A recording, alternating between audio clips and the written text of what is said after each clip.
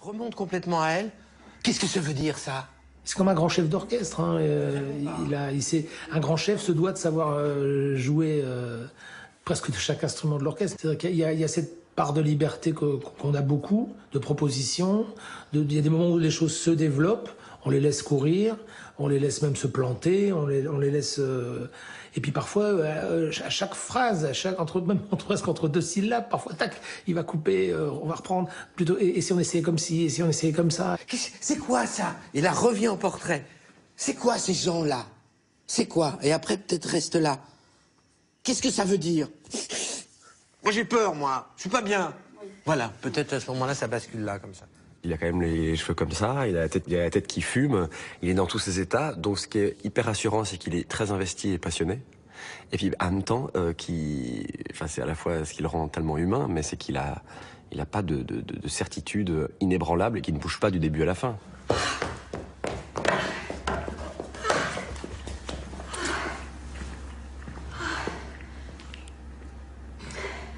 Il y a longtemps que je n'ai respiré si à mon aise. Mais... J'aimerais bien, pardon, c'est très bien. J'aimerais bien voir si tu continues, tu le poses, et tu développes cette chose-là. Oui. Fais monter, fais monter, fais monter.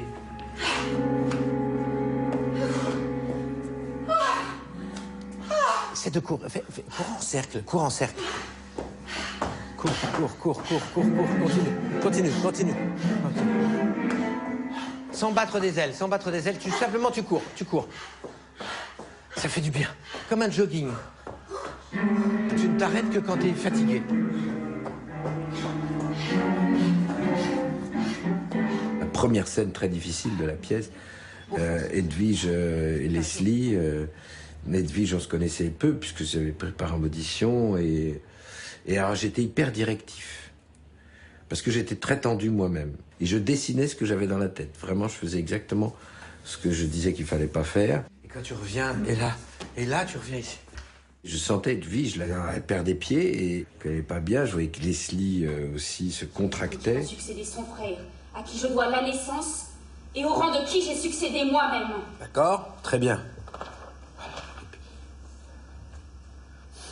C'est bien, c'est très bien que ce récit qu'on sente qu'en fait, t'es pas... Moi, sur cette première scène, je vais le dire tout net, j'ai été découragée du début à la fin.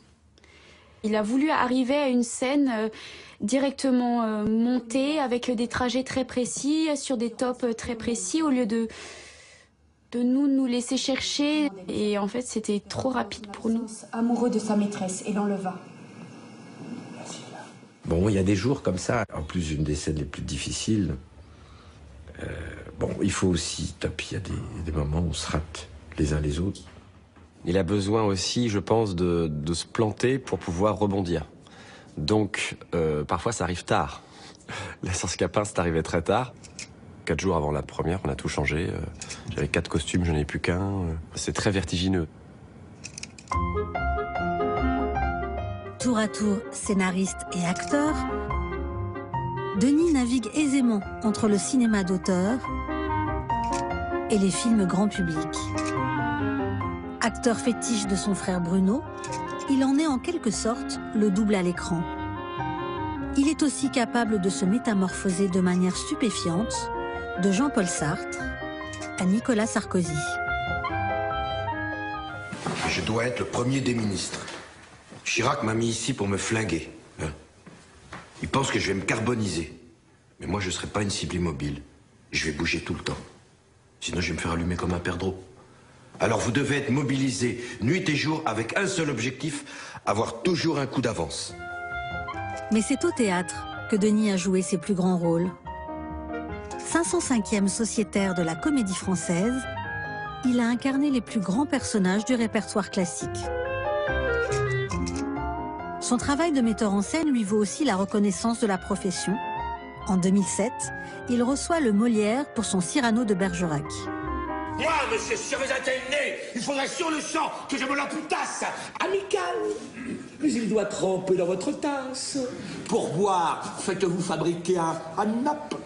Descriptif. C'est un roc, c'est un pic, c'est un cap. Que dis-je, c'est un cap, c'est une péninsule. Un spectacle pour lequel il avait confié le décor à Éric Ruff et les costumes à Christian Lacroix. Précisément les créateurs qu'il a choisis pour le triomphe de l'amour. Juste donner le du début, ouais. Mais même comme ça...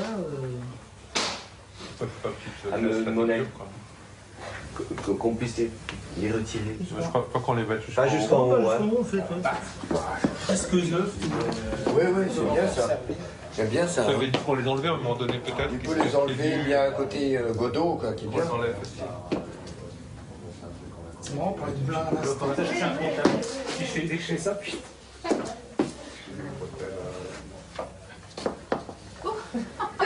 Voilà, ça c'est bien aussi. Ça c'est bien aussi.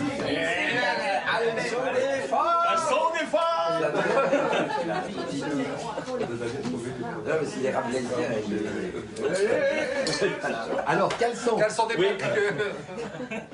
Moi, ce que j'adore dans le travail avec Denis ou avec Eric, les gens avec qui j'aime travailler, sont des gens qui aiment des costumes qui ont une âme. Des costumes d'époque, même si on n'est pas des ayatollahs de l'époque, ah non, en 1600 machin, on avait la manche comme ça. Mais ils aiment qu'il y ait quand même une ambiance. On n'est pas tellement dans la transposition contemporaine qui devient nouvel académisme. Moi, ça m'intéresse pas beaucoup quand on me demande oui, genre là, il est en costume noir avec un t-shirt blanc. Je dis, bah, est-ce que vraiment c'est à moi de faire ça? Moi, j'aime bien aussi quand ça a l'air d'être des costumes qu'on a récupérés, qui ont déjà servi. Et Denis est sensible à ça, un costume sorti de la panière. Oui, ça, on va l'avoir, ça. Ouais. J'ai répété en petit talon déjà. Ils sont pas trop étroits, ils sont pas... Non, très bien. Je me demandais si on changerait pas les rubans. Là, Si, on va mettre les rubans. Dès le début, il a eu cette idée parce que je lui ai montré une gravure avec ce rouge, la tache rouge l'a intéressé tout de suite. C'est une veste de chasse à cour en fait. Ah oui, il y a des taches. Le personnage de Leslie, je le voyais comme une sorte de petit soldat, un rouge ardent comme ça, et qui dit le coup de force de ce personnage, l'espèce de geste volontaire, militaire, conquête. C'est une princesse qui va chercher ce prince là où il est, et le prendre, l'épouser, et tout ce qui se mettra sur sa route, pan. Je laisserai le volume au coude et juste repris là. C'est pas du tout un côté ni garçonnier, ni garçon manqué. Au contraire, il y a beaucoup de féminité, en même temps beaucoup d'assurance et une garçonne féminine. Donc, je pense qu'on la raccourcira un petit peu, mais on le fera sur toi. D'accord. Hein, au niveau de ta bouche.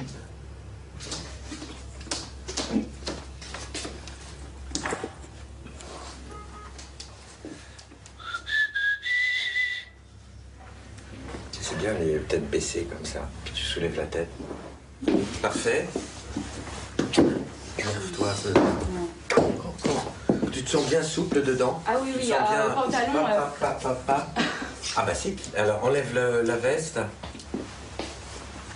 Ah, la doublure est jolie.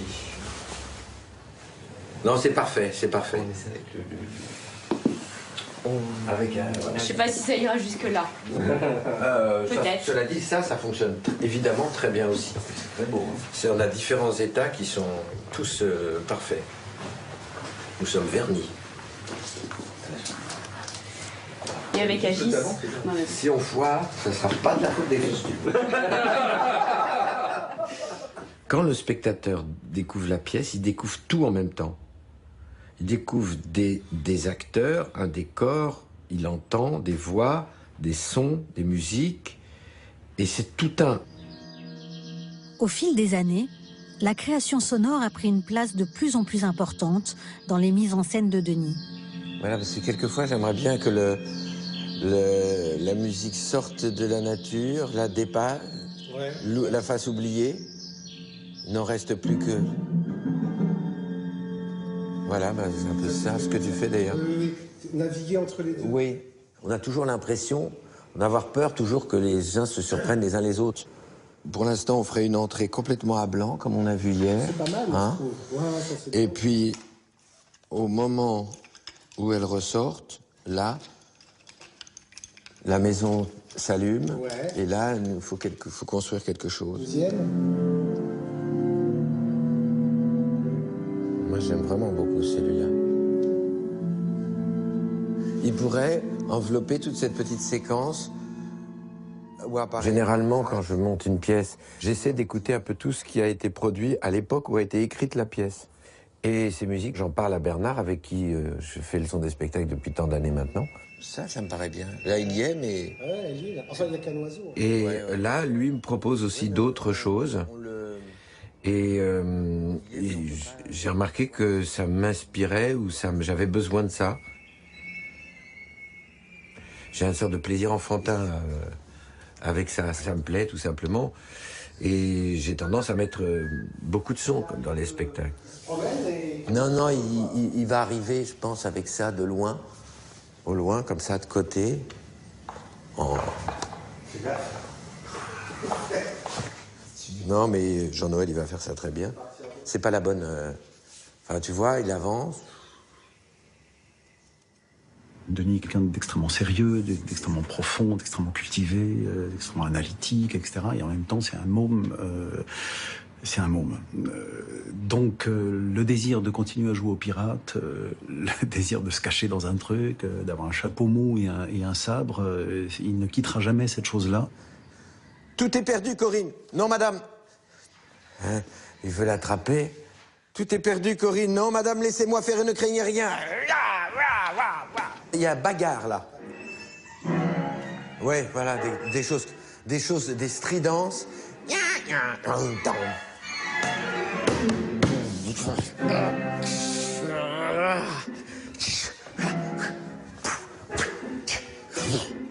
Ouais, voilà, c'est ça.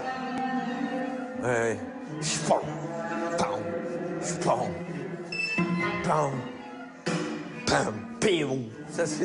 Ça pourrait être presque des, tu vois, des... Des coups d'archer. Ouais, that's it. Dans ses livres, Denis se confie sur ses méthodes de travail lorsqu'il était étudiant au conservatoire. Inlassablement, sur des cassettes audio, il écoutait la voix de ses maîtres, au point d'en épouser certaines attitudes et quelques habitudes. Le style, c'est la personnalité exprimée. Je pense qu'il a gardé un truc commun avec Bouquet, c'est l'émerveillement. Il reste émerveillé tout le temps. Bouquet, comme Denis, il peut regarder 5 fois la même scène et puis rester émerveillé, rester vivant, rester actif et pas s'ennuyer comme on peut s'ennuyer quelquefois, quoi. Il a ce don d'émerveillement, Denis, qui est un don rare quand même. Il travaille jamais dans la violence, quoi. Voilà. Il travaille dans beaucoup de douceur et je sais que la bonté du regard, c'est sa curiosité, quoi. C'est un regard curieux. Ce qui est bien, Dominique, c'est que tout ça t'excite énormément. Faut maintenant, faut se taire, hein. T'as pour faire. Voilà, cette intrigue-là, ça te ravit complètement. Vous saurez de Corinne à quoi j'en suis avec le philosophe et sa sœur. Michel Bouquet, il n'était pas là à tous les coups, donc quand il venait, c'était un événement, c'était le regard du Dieu, un peu, le regard qui à la fois pétrifie et peut en même temps reconnaître, donner la grâce. Faut pas dire est-ce que c'est juste. C'est trop tard. Faut pas dire est-ce que c'est juste. Et il faut pas dire est-ce qu'on va me critiquer. Est-ce que j'aurai une bonne critique demain dans le Figaro? On s'en fout. Il faut faire. Eh oui. Si tu rentres dans le reste, tu rentres dans le reste. Tant pis pour toi. Tu l'as voulu. Mais la fin, c'était bien. Et forcément, tu ne peux pas éprouver à chaque fois. Mais c'est parce que vous ne pensez pas assez la nuit. Mais vous pensez trop à l'état sensible et pas assez à l'action. Une action précède une action. Elle est suivie d'une autre. Elle est suivie d'une autre. Et où est-ce que je marque les changements et comment je les marque? Alors moi, il m'avait dit, ça m'a hanté pendant des années, tout ce que tu as là, il faut que ça descende dans la chair. Et il m'avait dit ça à 3 cm du visage.